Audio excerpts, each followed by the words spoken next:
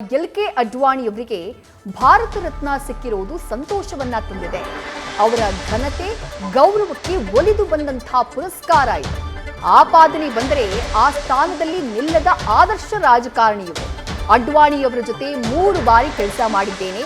ಅಡ್ವಾಣಿಯವರಿಗೆ ಭಾರತ ರತ್ನ ಸಿಕ್ಕಿರುವುದಕ್ಕೆ ವಿಪಕ್ಷ ನಾಯಕ ಆರ್ ಅಶೋಕ್ ಈ ರೀತಿಯಾಗಿ ಸಂತಸವನ್ನ ವ್ಯಕ್ತಪಡಿಸಿದ್ದಾರೆ. ಅಡ್ವಾಣಿಯವರೊಂದಿಗಿನ ಕಳೆದಂತಹ ದಿನಗಳನ್ನ ಮೆಲುಕು ಹಾಕಿದ್ದಾರೆ. ದೇಶದ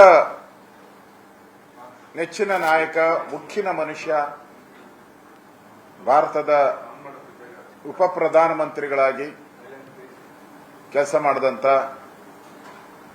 ಸನ್ಮಾನ್ಯ ಎಲ್.ಕೆ. ಅಡ್ವಾಣಿ ಅವರಿಗೆ ಇವತ್ತು ಭಾರತ ರತ್ನ ಸಿಕ್ಕಿರುವಂಥದ್ದು ನಮ್ಮೆಲ್ಲ ಕರ್ನಾಟಕದ ಎಲ್ಲ ಕನ್ನಡಿಗರಿಗೂ,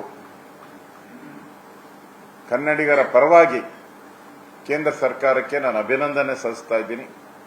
ಇಂಥ ಒಂದು ಭಾರತದ ದೊಡ್ಡ ಪ್ರತಿಷ್ಠೆಯ ಭಾರತ ರತ್ನ ಪ್ರಶಸ್ತಿಯನ್ನ ಅಡ್ವಾಣಿ ಅವರಿಗೆ ಸಿಕ್ಕಿರುವಂಥದ್ದು ಅವರ ಘನತೆ, ಗೌರವ, ಅವರು ದೇಶಕ್ಕೆ ಸಲ್ಲಿಸಿದಂಥ ಸೇವೆಯನ್ನ ನೆನಪು ಮಾಡಿಕೊಂಡು ಇವತ್ತು ಕೇಂದ್ರ ಸರ್ಕಾರ ಸನ್ಮಾನ್ಯ ನರೇಂದ್ರ ಮೋದಿಯವರು ಭಾರತ ರತ್ನಕ್ಕೆ ಅವಕಾಶ ಆಗಿದೆ.